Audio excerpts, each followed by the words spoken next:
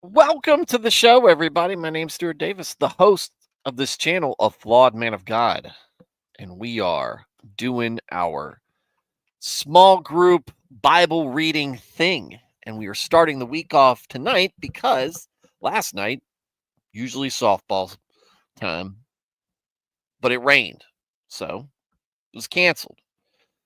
Then the power went out. Power came on around 6:30, but the internet was out as well. So none of that. I mean, I guess I could have done it from my phone because I still was tooling around on the internet there, but I wouldn't have been easy to do the whole reading the Bible thing. Could have done it. Could have started a fire uh, in the fireplace and done it that way. Maybe lit some candles and done it kind of like a a candlelit Bible reading. But no, we just called it off for the night. But we're starting off tonight, and we're going to be back in Isaiah. And how is everybody doing? We'll welcome you to this show. Like I said, this is a small group kind of setting.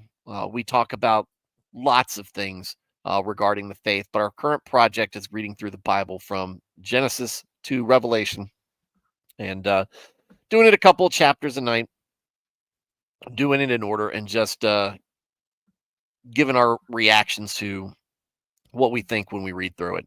And this is not a denominationally specific small group. In fact, I encourage folks from different groups to join and offer their perspective on things. I think it's a good place. Oftentimes, you'll find that Protestants, Catholics, Orthodox agree much more than they disagree, and oftentimes will come to at least understand where the other side is coming from, even though they don't agree with it, right? And that though unity seems very difficult, at least a respect for the desire,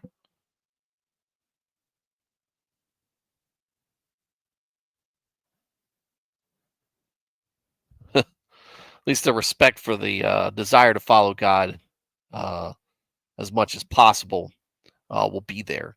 But we got a great group of folks who are in the chat normally, and you'll see them file in. We do this introduction, some small talk for about 10, 15 minutes or so, and then get into things. But we'd love to hear from you, and we'd love you to participate with us. And this doesn't matter whether you are just trying to find out about Christianity, or maybe you're new to Christianity, or if you are, way more educated in the faith than I am. That's that's not a that's not an incredibly hard threshold to reach. Uh, but but what I do have is a wealth of experience as a parishioner, as a Christian layperson in the church for 42 years now. Uh, we would, sorry, I'm umming a lot, not getting this off to the best start. However, I do want to preface all this with the fact that I'm not a professional. This is a hobby, but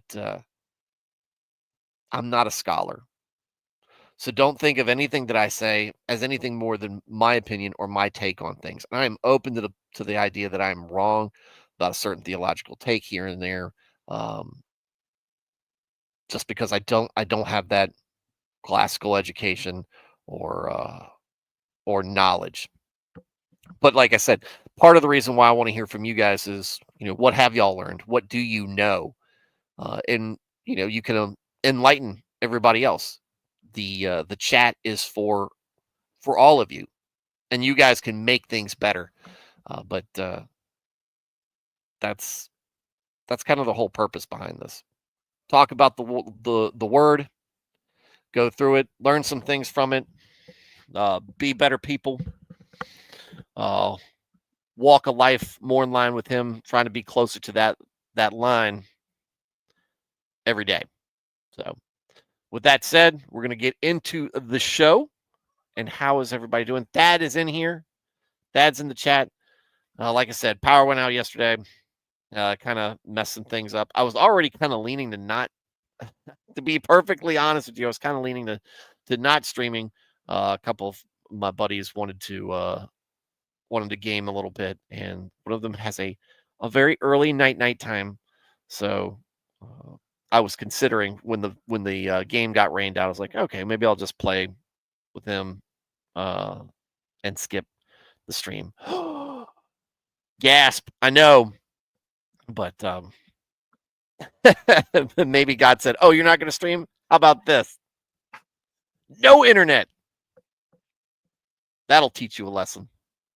But it's now that I don't like hanging out with you guys. Like I said, I get a lot of joy and fulfillment out of this. I'd be I'd be lying if I said that this doesn't bring me.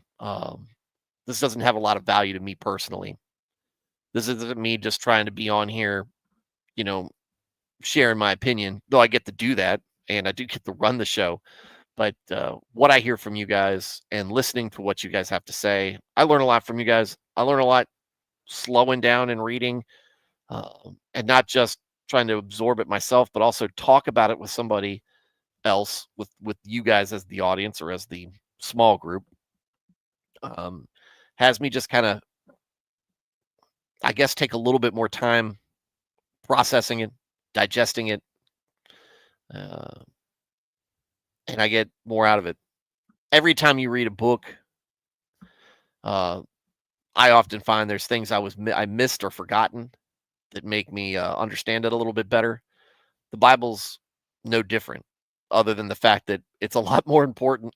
It's a lot more important to read it and understand it as best you can. So, like I said, I love this stream. I love that you guys will tune in, and yeah, hopefully all y'all's weekend was pretty good. We I'm trying to think of what did I get in? Oh, soccer team. My son's soccer team. We finally won their first game this weekend.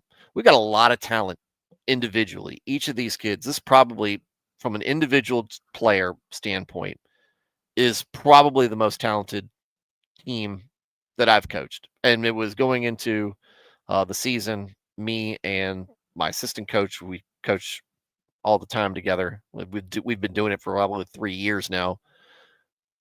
We were really excited about this team heading into the season just because of what we saw. However, what we've been running into, and I think we kind of figured it out, is everyone's good, but they can't play as a team. They're not trusting each other. They're not. They're taking it on themselves, especially our forwards, to push the ball down all by themselves, and they'll pass it, but they don't. The passing was good, but it wasn't. The timing on that wasn't right. I mean, it's just like they were passing it to get the ball back and wanting to get the ball back. So what we focused on this past practice was, hey, look, you guys are all really good, and we trust in all of y'all, but y'all got to trust in each other as well, right? And if you want to stop losing, if you want to start scoring goals, you're going to have to be a little bit more selfless with the ball, because you don't know who's going to end up with the good shot, but eventually those chances are going to fall to you. And wouldn't you know, two of our best kids both got 2 goals each in the game we played, and we only gave up one on a penalty shot because one of our kids on defense, he sometimes plays goalie. Ball bounced back, goalie blocked it, bounced out, and he just put his hand up and knocked it down. As soon as he did it, he realized that he had instinctively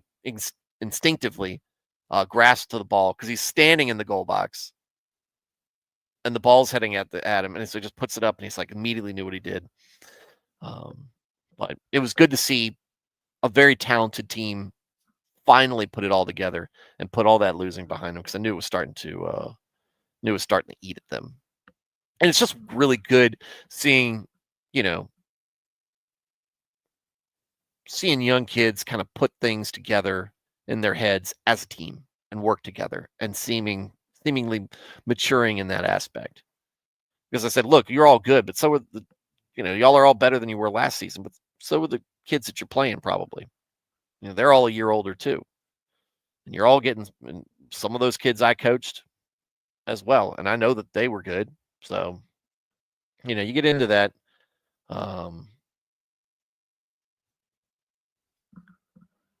It's just very fulfilling. It's very fulfilling seeing that. So, all right, that was my weekend. Some soccer, getting some things cleaned up around here, and yeah, back to the grind on Monday and Tuesday. And so here we find ourselves getting ready to talk about Isaiah. So let's get into the reading, since the chat's very quiet tonight, aside from Thad saying hello. Hi, buddy. We're going to pick up where we left off, as we always do. Tonight, we're starting with Isaiah 24. We've been through Isaiah so far. Most of the 20 some odd chapters we've read through already. Not exactly what you were expecting, right? If you remember the overall theme of Isaiah is all about judgment, but it seems to be mostly on Israel. When you think about passages in Isaiah, at least on the Protestant side, when there's sermons on Isaiah, a lot of it has to do with Israel, with Jerusalem, with Judah, with what the Israelites were doing, because the Israelites were screwing up. And there's no getting around it. You hear, though, you think about that, or you think about the sermons that you hear, or the Bible studies that you talk about the Messiah and the different prophecies about the Messiah, because Jesus fulfills all those prophecies as well. But what we've really been kind of trudging through a little bit is all the judgment that God is casting on everybody else as well. And the what we've been going through over here is we're not seeing that God's sick and tired of the Israelites. God sounds like he's a little sick and tired of everybody at this point. Right? He'd already kicked out the Canaanites.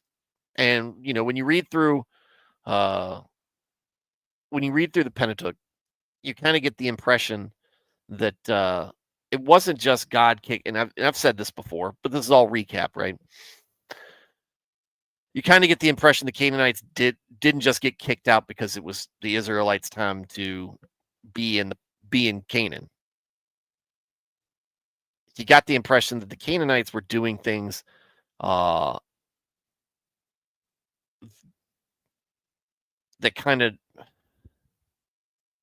of brought upon their exile period. The way that they are described to have behaved themselves was a way that disgusted God. And very much you get kind of a smaller, or maybe a just slightly not as bad as Sodom and Gomorrah things going on in with the Canaanites and all the different ites in the region, to the point where God was like, no, you're not just kicking them out of this area, this region. You're getting rid. You're going to annihilate them as a people, as a culture.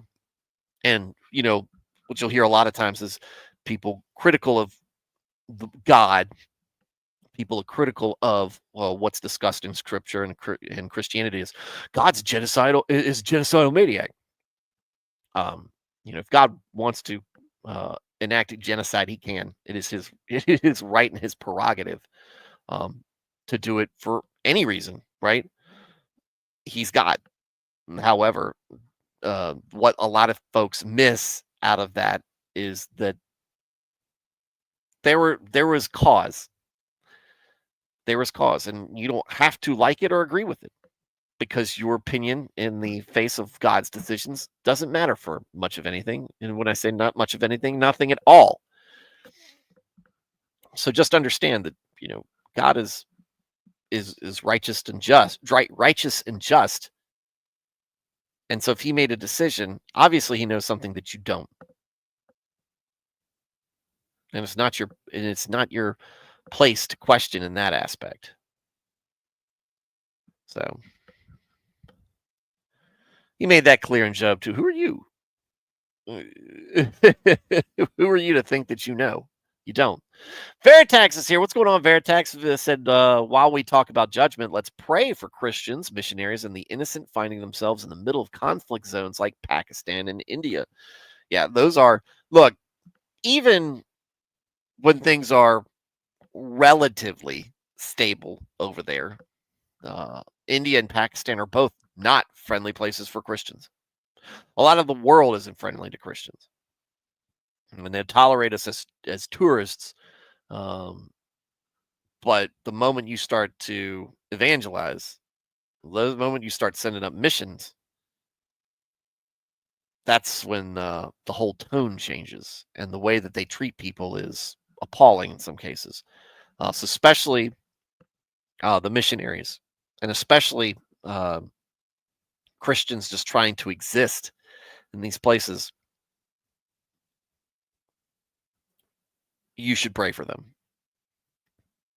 You should pray for them and understand that what they're going through is nothing like what you've experienced stateside. All right, and I can say this just from my own experience overseas, just deployed in the military, not even in a missionary capacity. The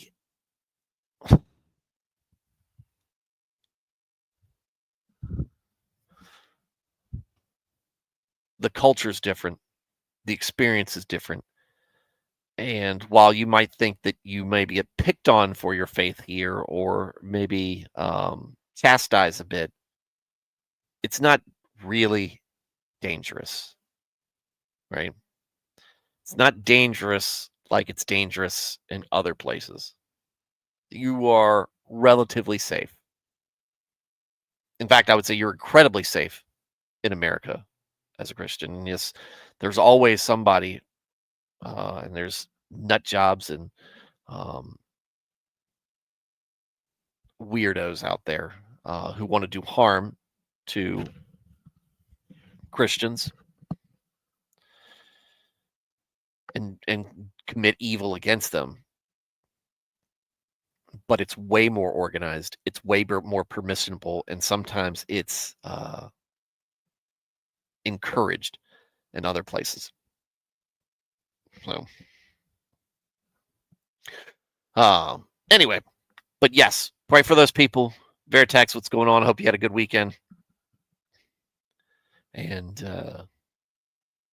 what was I talking about? Oh yeah, judgment. The Israelites, in some parts of either Kings or Chronicles, or maybe both, Israel and Judah are described as being almost as bad as the Canaanites, or even worse. Yeah, better without food poisoning, Veritex. I understand. But that wasn't. I won't say it's not supposed to happen.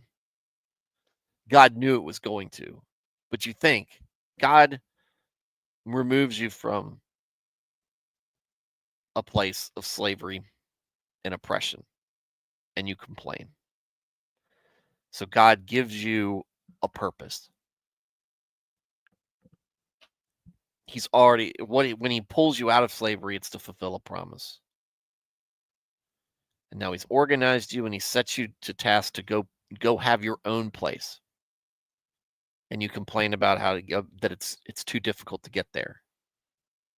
It's too dangerous. Look how big those Canaanites are. Somehow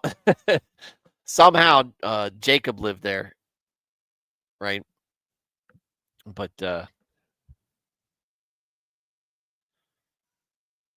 when you set them up there, they disobey, and you punish them, and they get better, and then they disobey again, and you punish them, and then they get better, and it's the cycle, right, of correction and disobedience and discipline, right? But it's only getting worse. You go from judges, and then then they demand a king. Then they have a couple kings, and the kingdom has to split because nobody knows what they're doing. Nobody's putting their faith in God. People are doing whatever they want. And Judges even says each man did as he thought was right. That wasn't a great situation going on there. And then when they had a king, oftentimes the kings were evil. and forgot God.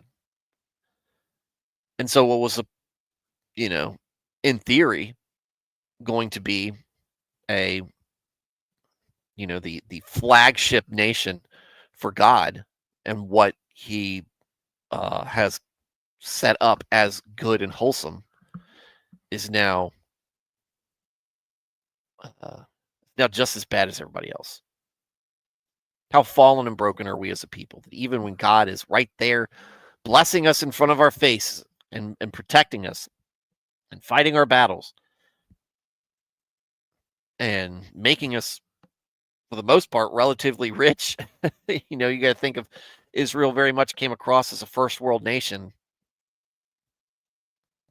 with the blessings that God gave it. Couldn't get out their own way. How much does that remind you of the U.S. in that sense? So punishment's coming. The stick, right? And it's not God's like, look, we see it in this prophecies from Isaiah. It's not just going to be them. Everybody's catching it, right? And so chapter 24 starts off as we begin our reading. Chapter 24 is going to start off with judgment on the earth. All right, so that was our build up, and now I'm going to take a brief break. I'm going to go tuck my son in, and I'll be right back. So you folks, because we haven't actually had a setting like this in a while. This is going to be an interesting one.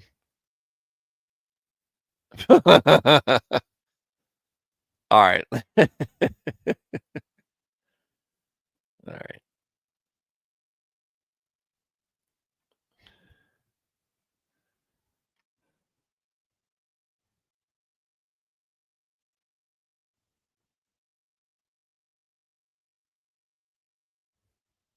This will be interesting. Shield and buckler, safe thou hold, stand up my help to be. Draw so out the spear and do against them, stop the way that we pursue. Unto my soul, I'm thy salvation, say. Let them confounded be and shame that for my soul have sought. Upon my hurt turn back be they, and to confusion brought. Let them be like unto the chaff that flies before the wind, and let the angel of the Lord pursue them hard behind.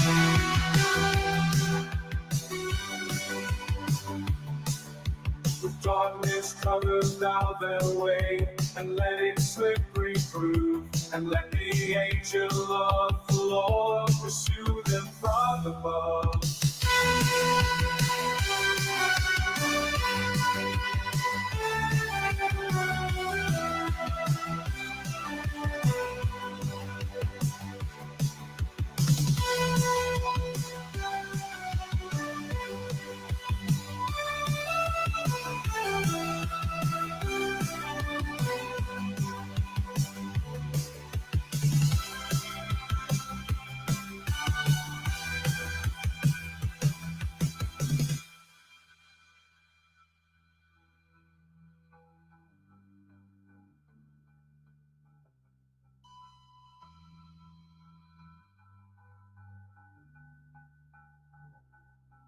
For without cause they for me, they're naked in a pit. They also have without a cause for my soul dig. Let ruin cease him unawares, his neck he hid with all. Himself let catching in the same, destruction let it fall. My soul in God shall joy and glad. In his salvation be, and all my folks shall say, O Lord, who's like unto thee.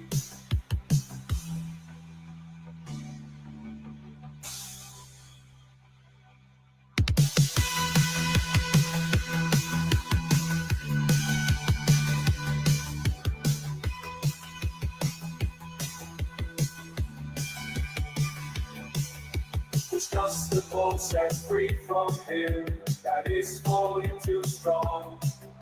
The poor and needy from the man that spoils and does him wrong. False witnesses rose to my charge, things I not knew they laid. They to the spoiling of my soul, meal for good repay. Thus for me when they were sick, in sackcloth sat I worn. My humble soul in fast my prayer to my bosom turn. Myself I did behave as he, been my friend or brother. I heavily bowed down as one dad, mourning for his mother.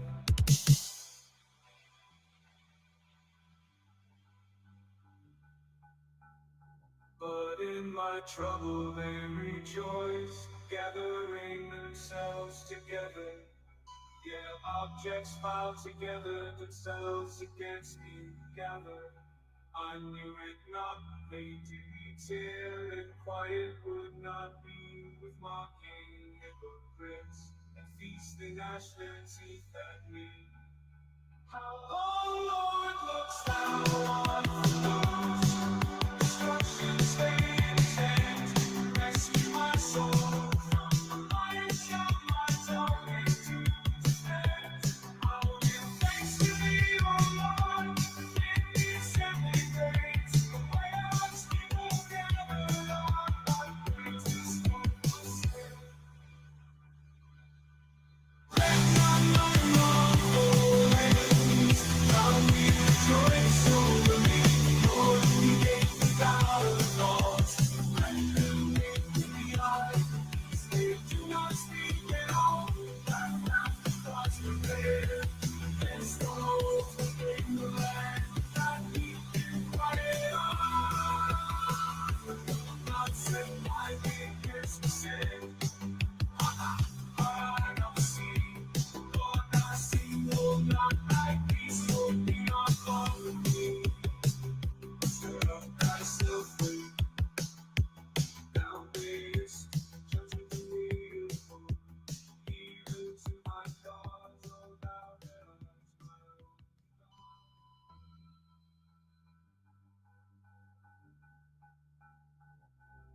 O Lord my God, do thou me judge after thy righteousness. And let them not their joy against me triumphantly express. Nor let them say within their hearts how we would have it thus. Nor suffer them to say that he is swallowed up by us. No shame and found in me they all, where my hurts are glad. Let those against me that do boast with shame and scorn be glad. Let them that love my righteous cause be glad, shall not cease to say the Lord be magnified, who loves his servants' peace. Thy righteousness shall also be declared by my tongue. The praises that belong to thee, speak, shout it all day long.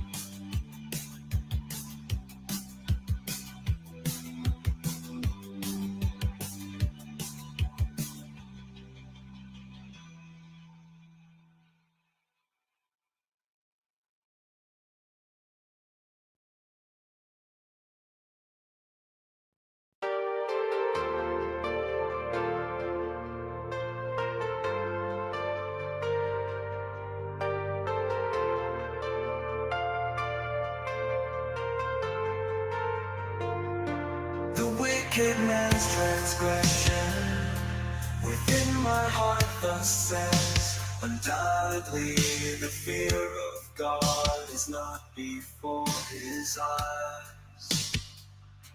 Because himself he flattered in his own blinded eye, until the hatefulness be found of his iniquity. Words from his mouth proceeding on fraud and iniquity. He to be wise and to do good hath left off utterly. He makes it relying on his most cunningly doth plot. He sets himself in ways not good, will he abhorreth not. Thy mercy, Lord, is in the heavens. Thy truth doth reach the clouds. Thy justice is like mountains great. Thy judgments deep as floods.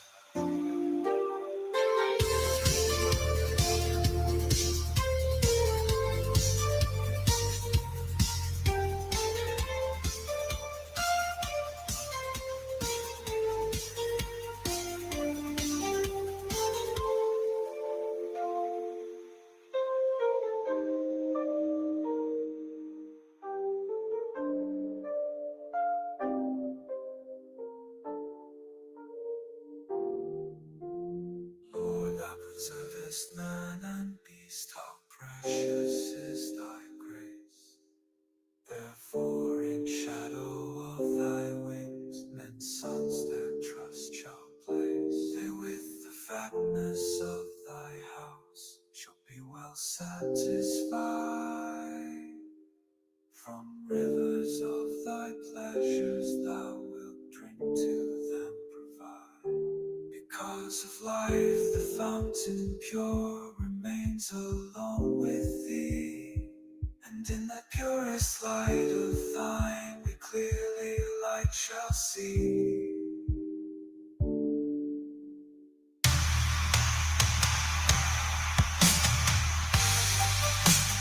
Loving kindness unto them, continue that we know. Still on men upright in heart, thy righteousness bestow. Not the foot of cruel pride, come and against thee stand. Let me not remove thee, Lord, by the wicked's hand. If fallen are they, and ruined that work iniquities. Cast down they are, never shall be able to arise. That's all lies.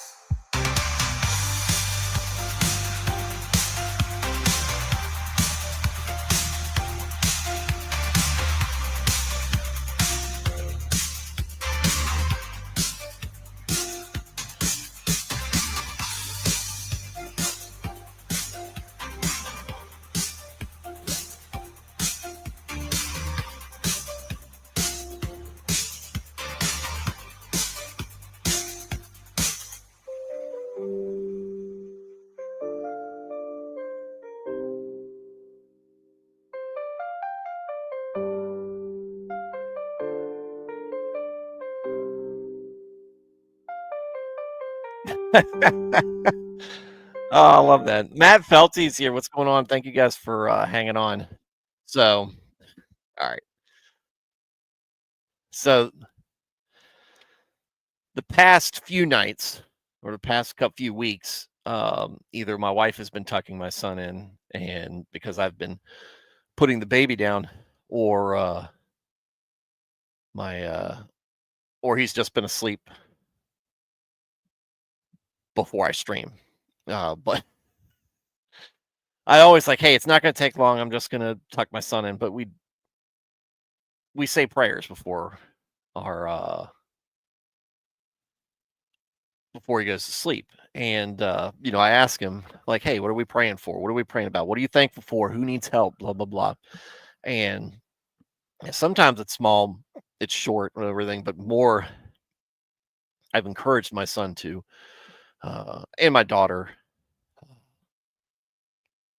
to communicate with me. If something's bothering you, hey, talk to me about it. Help me give you let me give you advice. Let me hear where you're at in life, and and what are your headspaces at?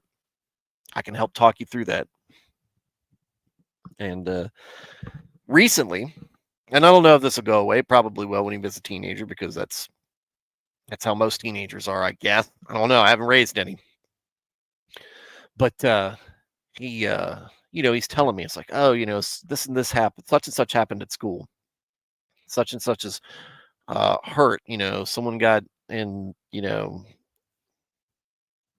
like got hurt at a going skiing, or these kids aren't getting along and whatnot. So you get to hear this whole drawn out story. But it's important to listen to it, because a lot of times when you listen to them talk in the details, you can hear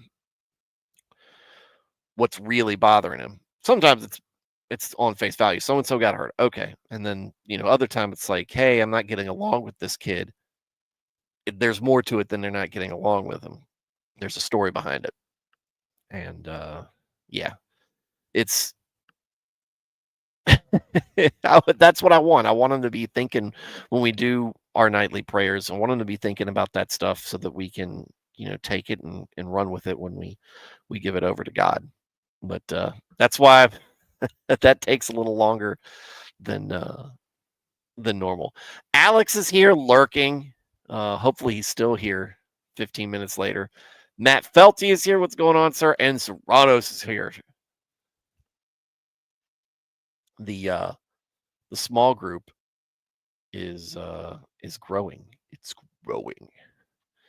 Well, now that we've done the recap, and we've done prayers, and we've done the small talk, we're 40 minutes in. Let's get into the reading. All right.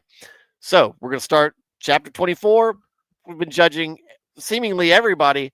And now in chapter 24, we see judgment on the earth. Or, as the ESV says, judgment on the whole earth. Body. Okay.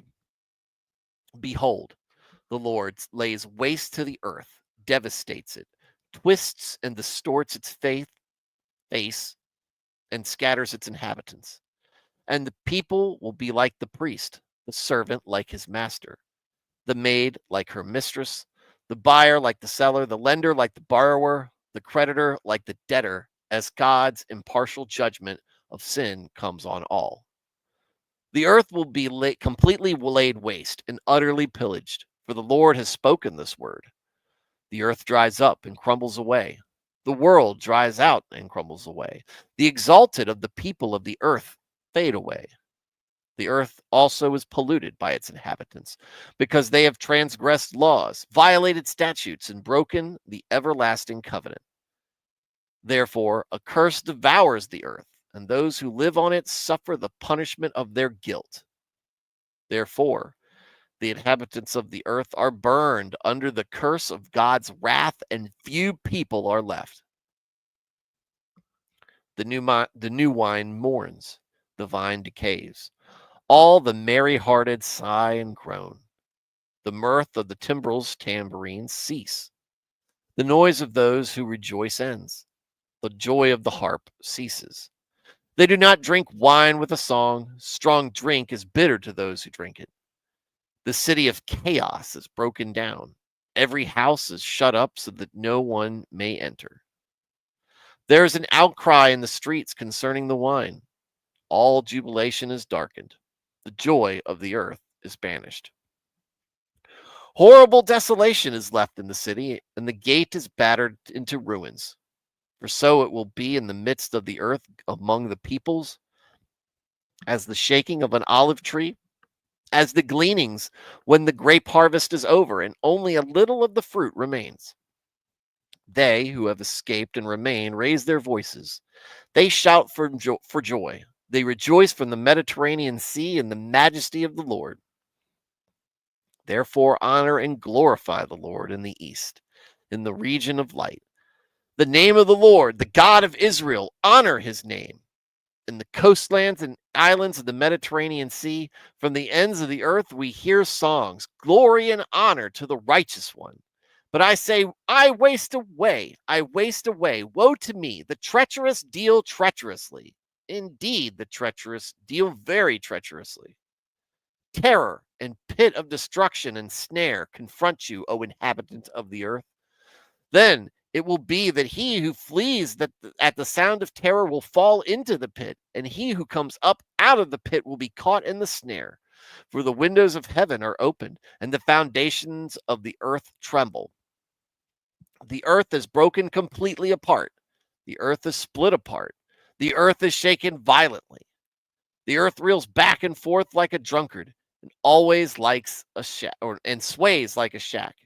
Its transgressions lie heavy upon it, and it will fall and not rise again.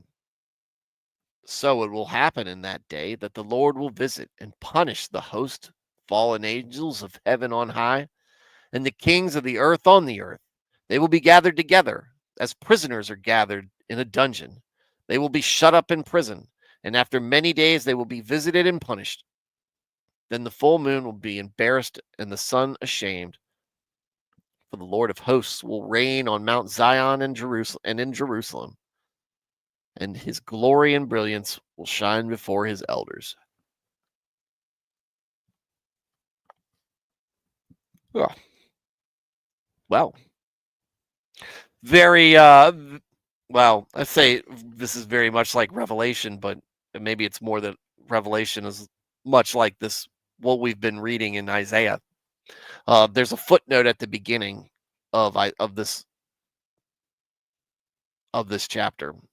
The gradual destruction of the earth, as revealed by God to Isaiah, is prophesied in this passage. He sees both the current and the future tragedies which will befall the earth. Well, with that footnote said, let's get into kind of rehashing this chapter. So we talk about this. The Lord lays waste to the earth, devastates it, twists and distorts it, and scatters its inhabitants. Sounds like the end of times. Also sounds like what's getting ready to happen as well. Kind of like the dual meaning that we saw in the footnote and in other parts of Isaiah. People will be like the priest, serving like his master, the maid like her mistress. Everybody's going to be the same. God's impartial judgment of sin comes on all. You're not going to get preferential treatment based on your station in life. No, you're going to be judged on who you are, your actions, your faith. And it's not going to be because you're not going to buy your way in. You're not going to charm your way in. God's above all that, right? And anybody who thinks that they're going to fool God is actually fooling themselves. The earth will be completely laid waste and utterly pillaged, for the Lord has spoken this word. Dries up, crumbles away, dries out, and the world dries out and crumbles away. The exalted of the people of the earth fade away. Everything's ending. Sound a little bit like Ecclesiastes too.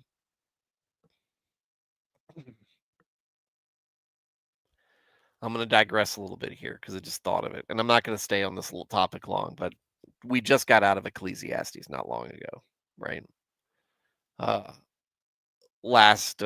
Sunday, the sermon was about Ecclesiastes.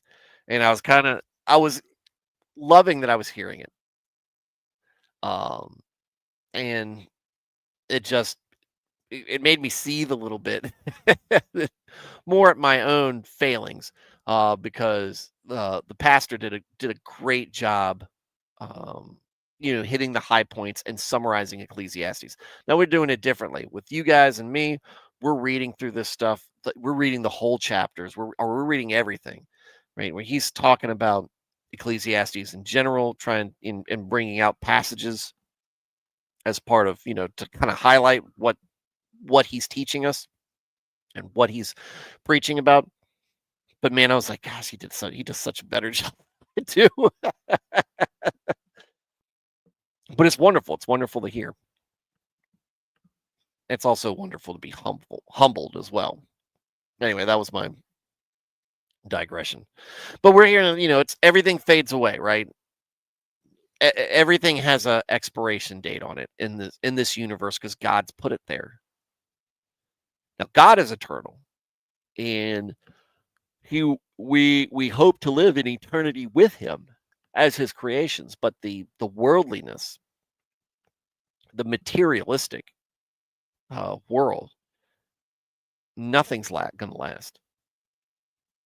And what we kind of see here, that's what we understand in Ecclesiastes. Your legacy, the pleasures in life, all this stuff, it's meaningless. You're not doing anything that's new. Nobody's going to remember you when you're gone. All that stuff, everything's meaningless without God, right? And it's not just you, it's everybody. And here's what we're seeing: the earth itself drying up, crumbling away, and polluted by its inhabitants because they have transgressed laws, violated statutes, and here's the most part: broken the everlasting covenant. We have already talked in kind of our recap what was going on, right? We've got demon worship, we've got child sacrifice, we've got prostitution, and everything's running rampant. And who knows what else, what other awful, vile things they're doing. If you can kill kids, if you can sacrifice kids and worship demons, even though God is protecting you, what else are you capable of? And because of that, curse devours the earth, and those who live on it suffer the punishment of their guilt. Everybody talks about, oh, well, the original sin and Adam and everything, and that's from a theological perspective, pretty important, I'm sure. But in a practical sense, there's way more going on with you than the sin of Adam. Adam didn't make you do the things that you were repenting for. Adam didn't make me do the things that I repent for. He's just the first to do it. Right? And maybe it was dumb, but so's what you're doing. So's what I'm doing.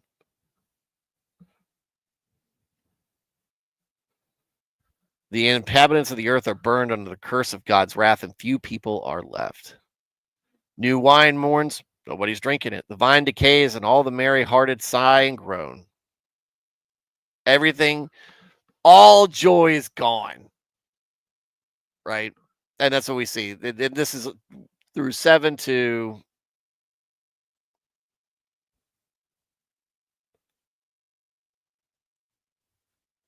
let's see. 7 to 14, really, verses. We see really just an illustration of things are bad. Things are bad. People aren't enjoying this. And you're not going to enjoy it. Wouldn't be a punishment if you did. Oh, man, this is great. God should do this more often. I can't wait till the next time. No, it's not. It's not going to be like that. And generally, when we see God act this overtly, it is because the entire culture needs to be reminded.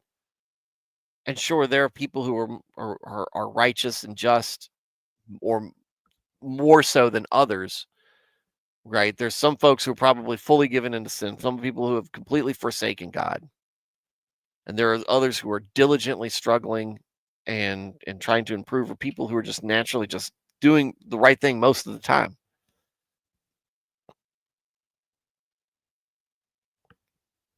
They might get caught up in this. It's temporary. It's temporary, but it sends a message. And God's all about sending messages. He's got a whole Bible of messages.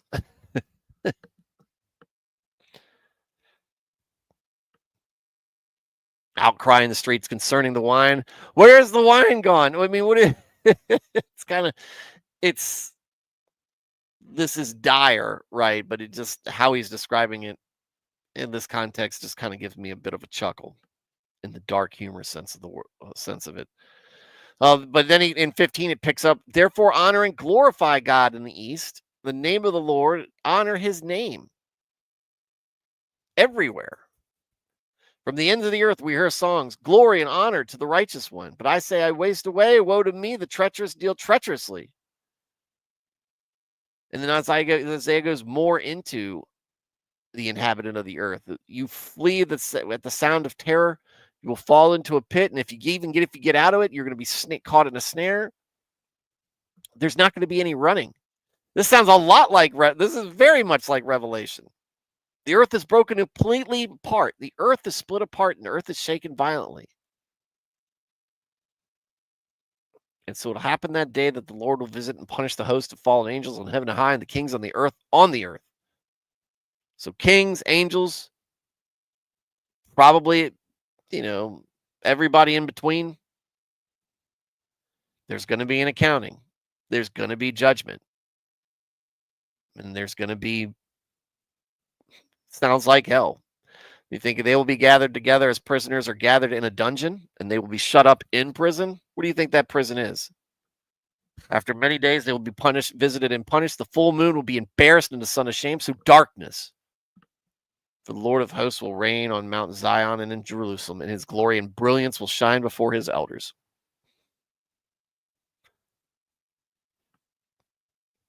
Dad's home. The very bottom, to sum that up, in chapter 23, Dad's home.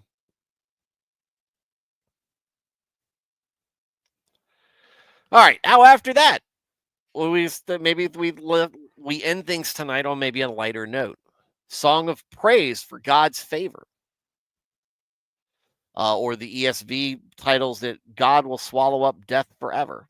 This sounds more positive, more uplifting. Things are really bad. Everything's ending. It's going to be bad for a lot of people. Song of praise for God's favor. O Lord, you are my God. I will exalt you. I will praise and give thanks to your name, for you have done miraculous things. Plans formed long, long ago, fulfilled with perfect faithfulness. You have made a city into a heap of trash, a fortified city into a ruin. A palace of foreigners is no longer a city. It will never be rebuilt. Therefore, a strong people will honor you. Cities of terrible and violent nations will fear you. For you have been a stronghold for the helpless, a stronghold for the poor in his distress, a shelter from the storm, a shade from the heat. For the breath of tyrants is like a rainstorm against a wall. Like heat in a dry land, you will subdue the noise of foreigners, rejoicing over their enemies. Like heat in the shadow of a cloud, the songs of the tyrants is silenced. On this mountain, Zion, the Lord of hosts will prepare a lavish banquet for all peoples to welcome his reign on earth. A banquet of aged wines, choice pieces flavored with marrow, of refined aged wines.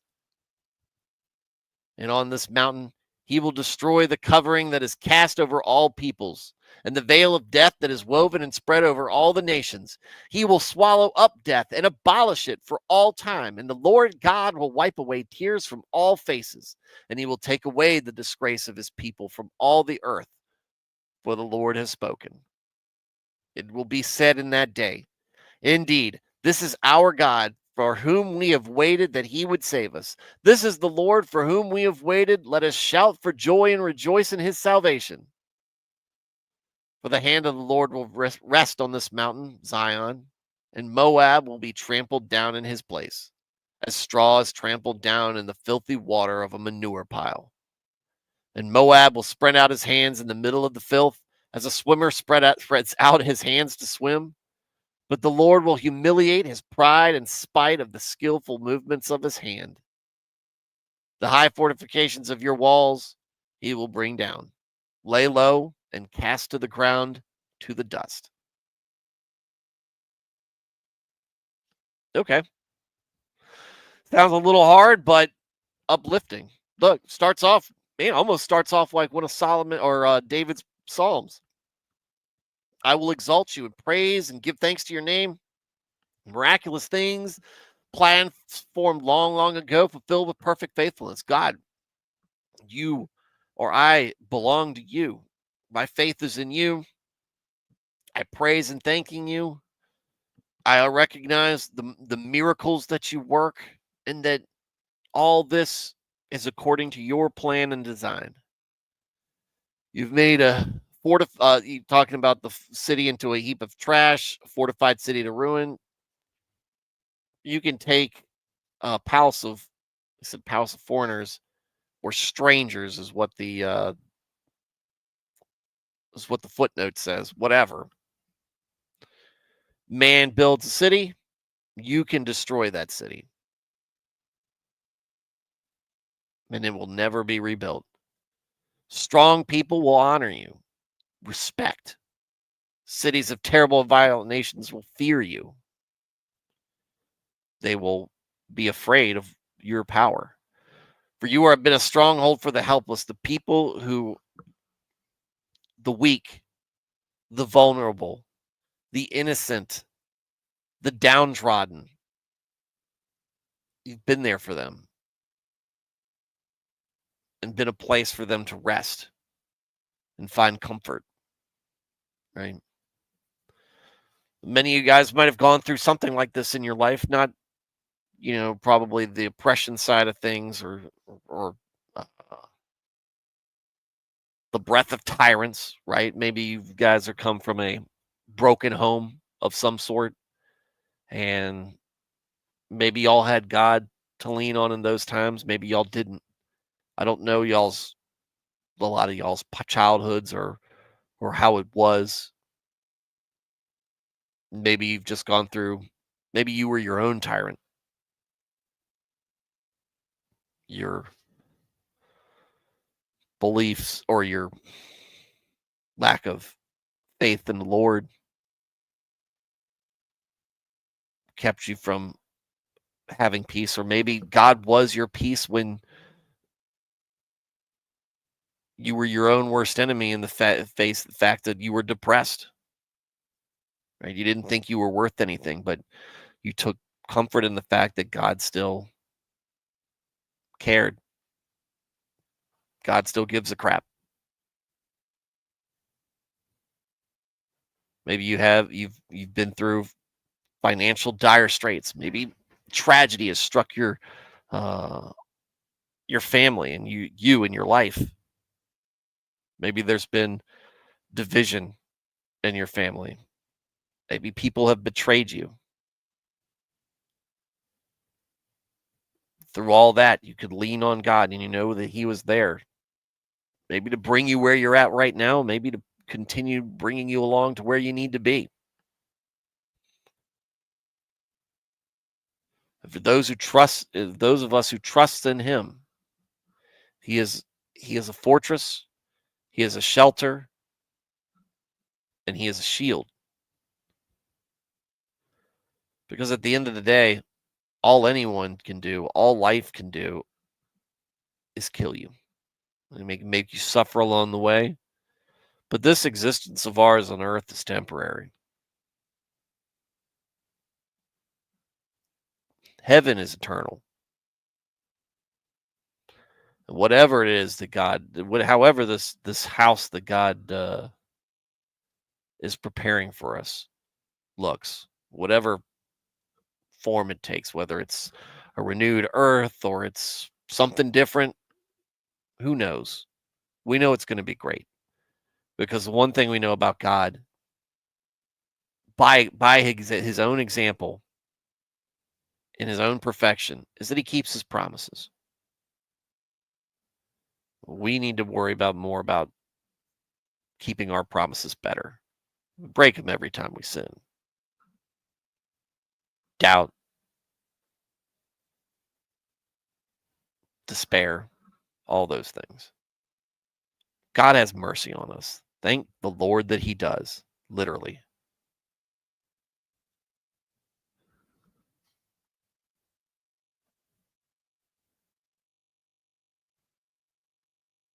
And that's how we know He's that's part of the sign that we know that He is all great and all powerful, is the way He exists. Like heat in a dry land, you'll subdue the noise of foreigners, rejoicing over their enemies. Like heat in the shadow of a cloud, like the song of tyrants is silenced. And there'll be a great party, a lavish banquet, right? We'll be a feast. We love it. God loves feasts.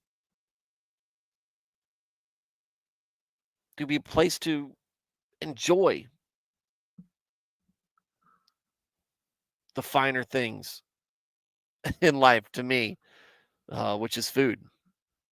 And we'll have a big party to celebrate it. It's a victory party. He will destroy what's hidden in at the end. He will get rid of death entirely. He will destroy the covering that is cast over all peoples. The veil of death is that is woven and spread over all the nations. He will swallow up death and abolish it for all time. This is what we know. This is about the eternity. Wipe away tears from all faces. He will take away the disgrace from his people for all the earth, because he has spoken. He has made this promise. He has said he's going to do it. He's going to do it. And it will be said in that day, indeed, this is our God, for whom we awaited, that he would save us. God, oh, Lord, please, I'm ready. I'm ready for you to bring the end times whenever. Let us shout for joy and rejoice of salvation. It's not going to be easy. The front end is going to be scary. It's going to be dark. There's going to be judgment. But on the back end of it, what do we see? The abolition of death, freeing from chains, sadness washed away, basking in victory for eternity. Moab would trample down in its place, straw trampled down in filthy water. And Moab, when I was reading this, I was like, oh, what a terrible imagery. Moab will spread out his hands in the middle of the filth like a swimmer spreads out his hands to swim. So you feel like, gross. That's poo. That's that filth. The middle of the filth, that's poo. The Lord will humiliate his pride. Who's proud of swimming in poo? But he will be humiliated just the same. The high fortification of the walls he will bring down, lay low, and cast to the ground into the dust. There is nothing that we can assemble, construct, build that can keep God from doing what he wants.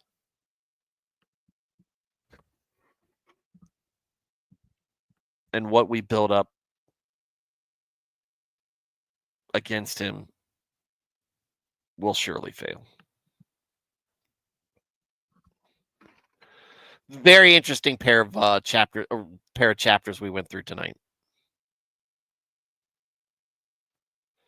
It'll be interesting to see if we're still in 26. Is going to be pretty positive too, it seems. And there you go. All right, that's our readings for tonight. I hope you enjoyed them. It's good to be back.